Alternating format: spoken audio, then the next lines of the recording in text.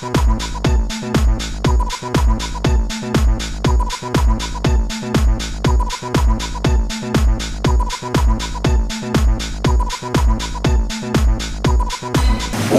here we go again. My question was, the bridges are blocked in the morning, and City Santé happens to be full, as usually is. How the hell are we going to get to the super hospital they're building downtown?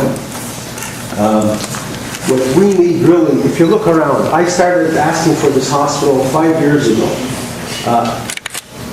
Half of you people weren't gray then, but they're gray now. And that doesn't look good for the future, because you get older, you get sicker. This is a bigger city. It was big before I started yelling for a hospital. We had 225,000 people. Now it's 400,000 people. The mayor says, ask your provincial MNA. That's horseshit. Nothing's happening. We are a city of 400,000 people. We pay taxes. We pay a lot of taxes. We pay a fantastic amount of taxes. We could demand as a city, not going on our hands and knees to our MNAs who are getting ripped off by, if it's the Parti Québécois or the Liberal Party or whatever parties in Quebec, if they figure it's better for them for the future to have a new arena in Quebec City for $600, $800 million, but that's nothing. To build a hospital in Laval, that's something. But we need help. It's up to us. Our city council sitting here with their beautiful little HP laptops. Our mayor sitting over there, which I must admit is a fantastic. Mr. Berman, your question, please. Okay, why don't we demand, not go on our hands and knees, but demand? This is a city. These are people that get sick.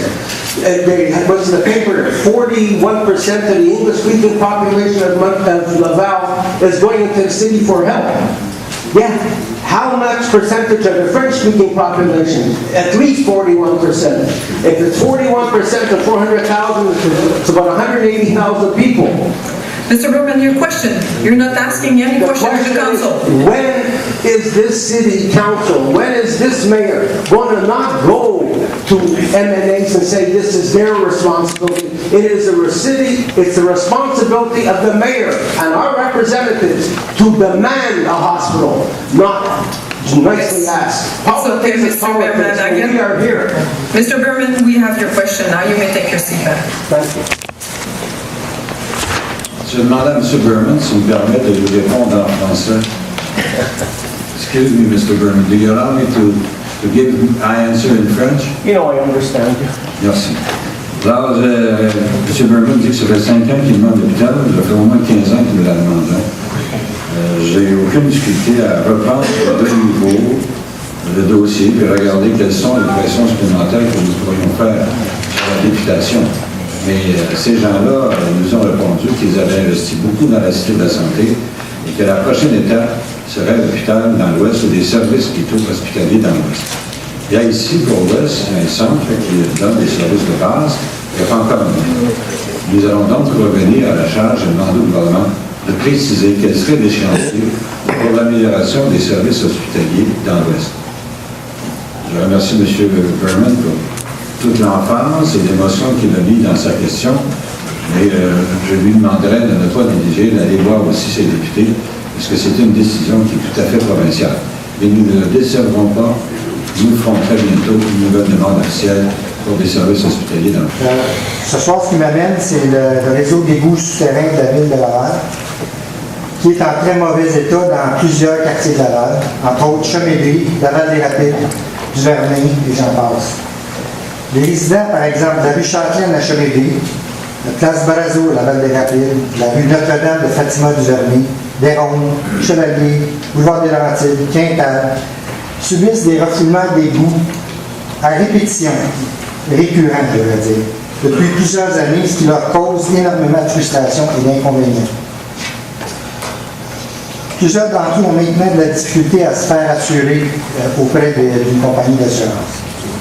Ces citoyens se font dire n'importe quoi par votre administration et ils en ont plus qu'assez de se faire niaiser et tenir dans l'ignorance comme si c'était des enfants d'école. Qu'attendez-vous pour régler rapidement ces problèmes de refoulement d'égouts?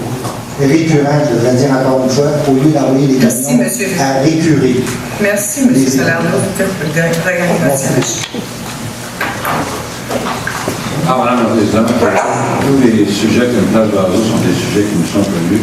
Place Vaso, nous avons apporté il y a quelques semaines en arrière une solution temporaire. La solution permanente sera réalisée dès que les plans seront complétés et approuvés par les différents ministères. Donc, quelque part au printemps prochain, donc Place Vaso ne sera plus un problème. Quant aux autres places, elles reçoivent la même attention et les citoyens seront informés.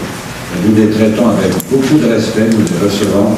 Et je n'ai pas été informé que des gens qui avaient suivi des recommandations municipales qui n'étaient plus assurés.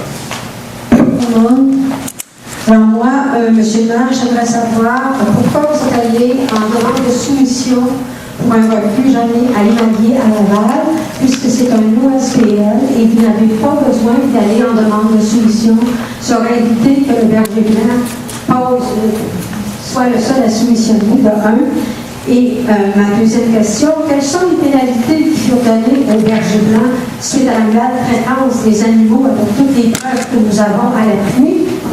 Troisième question, ça ne concerne pas le berger blanc, ça concerne le pont qui vous sépare d'avec moi, qui sépare Havre-des-Îles d'avec l'île Paton, qui est fermé depuis 1 an et demi.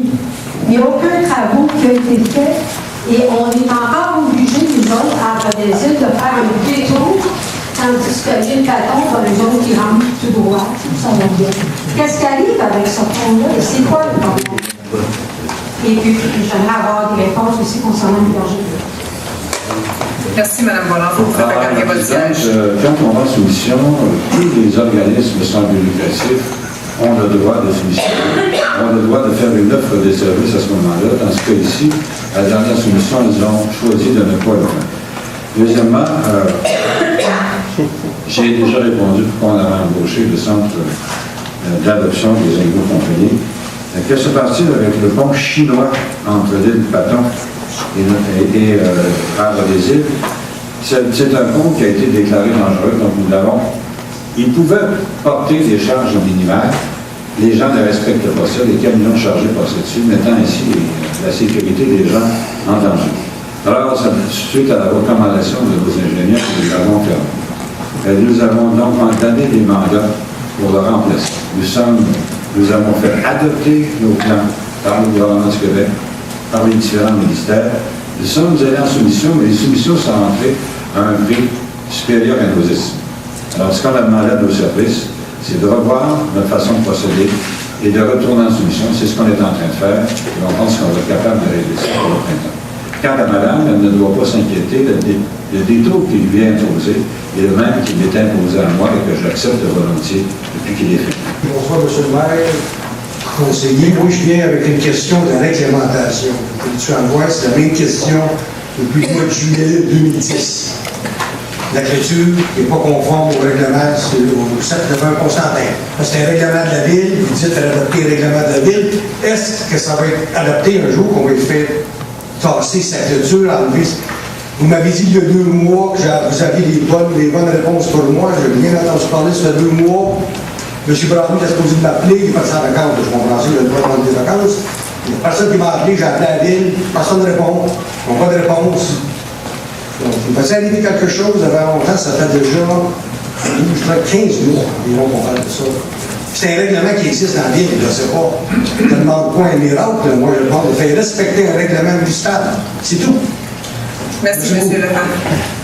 Alors, je veux dire à M. Lefebvre que nous avons envoyé un avis aux propriétaires réclamant de bouger ces installations. Est-ce qu'il a répondu? Je ne sais pas. J'ai demandé au service urbaniste, est-ce que nous avons eu une réponse? Est-ce qu'il va bouger? Sinon, on va s'adresser au tribunal. C'est l'avis qu'on a avant le tribunal. Donc, on est en train de faire respecter notre tribunal. Vous savez, comme on le sait tous, le monde d'agronomie politique, le sujet passe à la même porte. On constate que le règlement qui est adopté aujourd'hui, on parle du L 1851. J'aimerais la question se situerait à 2 niveaux. La première, c'est quel est le résumé des changements adoptés. Deuxièmement, quelle est l'étude comparative au niveau des meilleures pratiques, donc des best practices que la ville a mis là-dedans pour revoir tout son modèle de gouvernance et de l'éthique. Merci, M. Croissant. Alors, je n'ai pas fait d'études comparatives puisque nous sommes partis avec un modèle qui a été défini pour le monde municipal et les nouvelles règles qui doivent s'appliquer. Il aurait été oisif jusqu'à un certain point de les comparer à ce qui se faisait sur les anciennes lois puisqu'il y avait de nouvelles lois qui nous obligeaient à satisfaire à ces nouvelles lois. Donc, notre code reflète les meilleures pratiques actuelles et il ne tient pas compte des meilleures pratiques possibles, bien sûr. Mais quant à la deuxième partie de la question, je dois vous dire que je ne l'ai pas bien saisi. Est-ce qu'il y a eu... je n'ai pas saisi vraiment la question. Elle n'était pas écrite sur votre carton, donc c'est difficile pour moi de... Vous avez soulevé des changements qui ont été adoptés, parce que est-ce qu'on peut faire un résumé synthèse de ce qui a été adopté par rapport à ce qui existait antérieurement? On ne l'a pas fait, monsieur, parce que je vous répète, on est parti de l'application d'une nouvelle loi. Donc, ça ne nous aurait rien donné de la comparer avec l'ancienne loi. C'est une nouvelle loi auquel on devait s'assurer. Votre deuxième question, c'est quoi, monsieur? C'est correct. Vous avez répondu, monsieur.